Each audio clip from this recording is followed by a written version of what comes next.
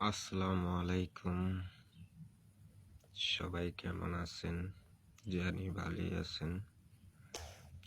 আমাদের একটাই কথা বলতে হবে, ভারতকে বুঝিয়ে দিতে হবে এটা স্বাধীন বাংলাদেশ। এটা ভারতের কোনো দালালির দেশ না, আর এটা ভারত স্বাধীন করে নাই। আমি এই জন্যই এটা কিছু কইতে চাই যে এটা আমাদের ৩০ লক্ষ শহীদের বাংলাদেশ। তাই বেশি ভারতের চাপ বিকৃত আমরা বসাই নেই। আর আমরা ইন্ডিয়া আমাদের লাভের জন্য আমাদের তেনে বহুত নিছি। এটা শেখ হাসিনার কথা, মুখের কথা। তাই বিশেষ করে আমাদের একত্রভাবে থাকতে হবে। এই জন্যই আমরা ভাবি, সেটি আমরা বলতে চাই, আমাদের একটি দাবি, বাংলাদেশ স্বাধীন করতে হবে। আপনি প্রস্তুত? আমি কিন্তু আমার দেশের জন্য আমি প্রস্তুত। আমার দেশ আগে বাঁচাইতে হবে। বিশেষ করে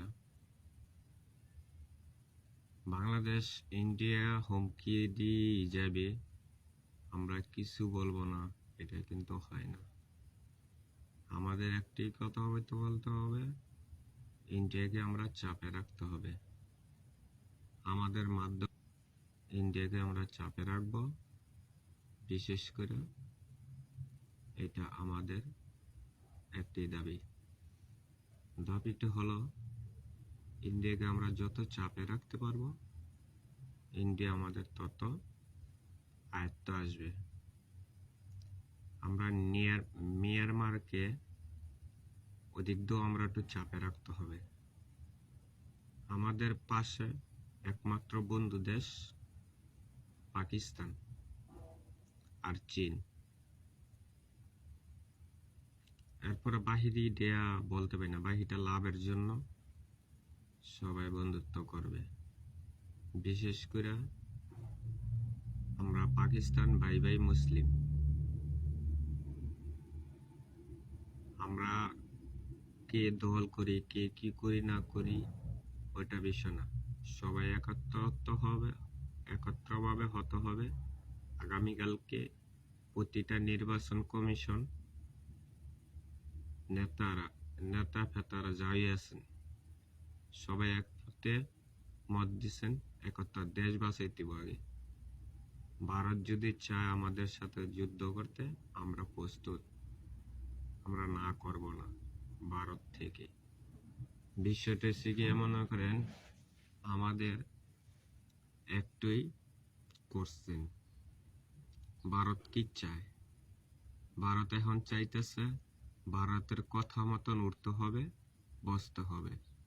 সেটা কি সম্ভব? আপনি কি বলবেন? আপনি কি আমার কথা উঠবেন কি বসবেন? না আপনার একটা নিজস্ব মতামত আছে? যদি আপনার থাইকা থাকে, তো অবশ্যই আপনি মতামত দিবেন। আমি ওদিকে যাচ্ছি না। আমাদের সশস্ত্র বাহিনী, নৌবাহিনী, বিমান বাহিনী, বিশেষ করে একটা কাজের মধ্যে যদি ঢুকতে হয়, তো ইন্ডিয়াকে চাপে রাখতে হলে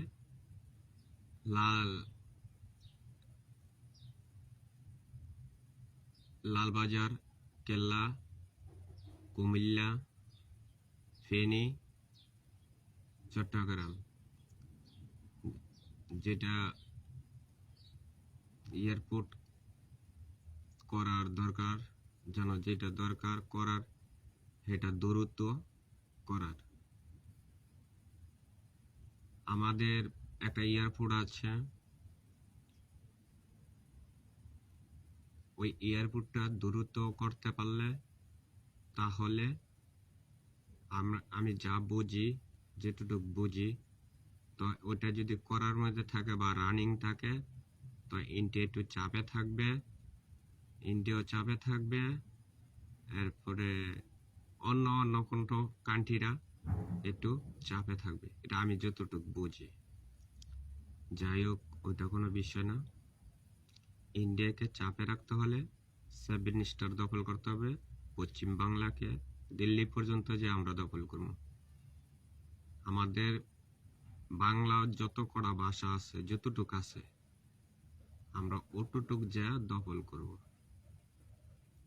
আমার একটা কথা হচ্ছে, আমরা দিল্লিকে ছাড় দেব না, দিল্লির রয়ের কথা মতন আমরা চলব না। আমার দেশ বাঁচাইছি, দেশের স্বাধীনতা আনছি 30 লক্ষ শহীদের রক্তের বিনিময়। তা আমরা যদি এখন যদি স্বাধীন বাংলাদেশের মধ্যে যদি ইন্ডিয়ার কথা মতন আমরা চলি, এটা কি আমগো মানাইব? এটা কি আমগো মানাইব বলেন? তাহলে তো আর স্বাধীন বাংলাদেশ হইল না। এটা শেখ হাসিনার বাংলাদেশ না, এটা শেখ মুজিবের বাংলাদেশ না, কোনো দালাল, ইন্ডিয়ার কোনো দালালের দেশ না। এটা 30 লক্ষ শহীদের রক্তের বিনিময়ে আমরা দেশ পাইছি। ছাত্র আন্দোলনের শহীদের রক্ত দিয়া আমরা দেশ রক্ষার বিরুদ্ধে এই আপদ বিদায় করছি। তাহারা চাইছিল একটা যে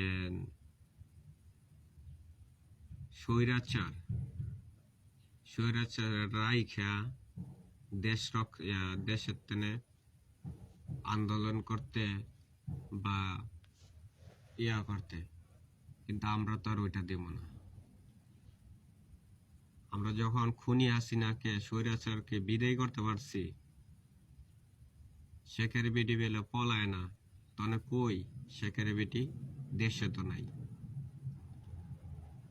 দেশে তো নাই। তো হেইটি কই, যারাই দল করস বুঝা হইনা দল করিস। শেখ মুজিবুর যেমন ফলাইছে স্বাধীনের সময়, শেখের বেটিও হেমনি, হাসিনা হেডুই। তা আমার একটা বিষয় কি কথা হইল, শেখ মুজিবুর যে মারা গেল 3 দিন 4 দিন, ঠিক আছে, লাশ পরে রইল, তো ও সম আমেরিকার তেনে শেখ হাসিনা ইন্ডিয়া ঢুকতে পারছে, ইন্ডিয়ার তেনে বাংলাদেশ ঢুকতে পারে নাই। হেইডা কি? এসম তো ওর কাছে কোনো মামলা ছিল না, ওর নামে কোনো কিছুই ছিল না, তো ও সম ঢুকতে না কিনলে। আর অনেক ফাল ফারস শেখের বেটির বাপের দেশ, তো বাপতি গাইলা দেশ, তো বাপতি গাইলা দেশ হইলে তো তেন তেন ফলাই গেলি কিনলে, তো ফলাই গেলি কিনলে। আর এই গুজবে কোনো কান দিবেন না, গুজবে কোনো করবেন না। ভারতের মিডিয়ার যদি পাল্লায় পড়েন বা পাড়া দেন, তো হালে মনে করেন ধ্বংস হয়ে যাবেন। আমাদের হিন্দু ভাইদেরকে বলছি, খ্রিস্টান ভাইদের বলছি, বৌদ্ধকে বলছি, আমরা ভাই ভাই, আমরা বাংলাদেশ সবাই আমরা ভাই ভাই, হিন্দু বৌদ্ধ খ্রিস্টান সবাই আমরা এক জাতি। আমার দেশ রক্ষা করতে হইব। আমার দেশের মধ্যে যত আবর্জনা আছে এগুলির আগে শেষ করতে হবে। বিশেষ করে ভারতের কিছু দালাল মিডিয়া আছে, বাংলাদেশেও কিছু আছে। আমি আবারও বলি, যদি ভারতের যদি দালালি করতে হয়, তো ভারত যে দালালি করবি, এই দেশে থেকে কোনো দালালি করতে পারবি না। আর বিশেষ করে একটা পত্রিকার মধ্যে একটা চ্যানেল সাংবাদিক গ্রেপ্তার হয়, আবার হইল না, এটা দ্রুতভাবে এই মেয়েটাকে গ্রেপ্তার করতে হবে। এই মেয়েটার বাসার মধ্যে এতটি টাকা কিনলে, ব্যাংকের মধ্যে এত টাকা কিনলে কি হবে? একটা যদি সাংবাদিকের বাড়িতে যদি এতটুকু টাকা থাকে, তো কিভাবে আমদানি করছে, কিভাবে রপ্তানি করছে, এটা আমাদের জানতে হবে। বিশেষ করে এই পত্রিকা